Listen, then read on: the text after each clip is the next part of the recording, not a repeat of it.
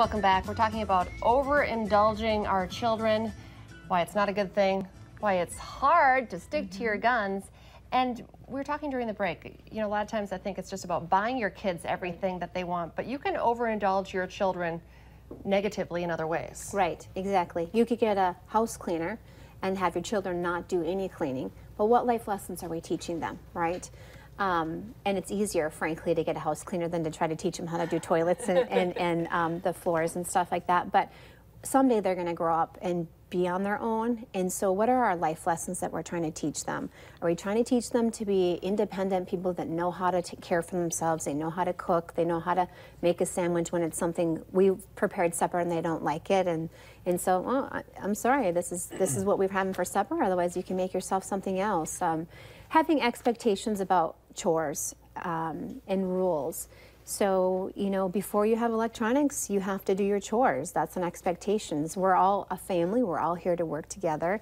If we're constantly running around picking up after our kids and constantly catering to our kids, the life lesson we're teaching them is that somebody's always going to be trailing them and helping them pick up after them.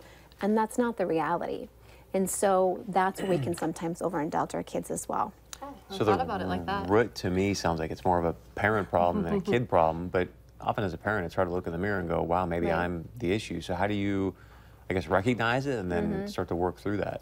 Well, I think in some circumstances, frankly, it's easier for us to just do it. It's quicker. We know how to do it right. But just stepping back and realizing, and a lot of times we're running around with our heads cut off and we're crazy and we're trying to do all these things, and it would be easier to do the house cleaner. But to sit back and think, okay, how are my kids involved? What are they learning? And just to think about how they can be more as a part of the family, all working towards the same goal. I really love that because I feel like as a parent, when you said that, I want my children to be able to, you know, move on and grow up and take care of their own homes. It's the same thing with conflict with peers and or a coach or a teacher.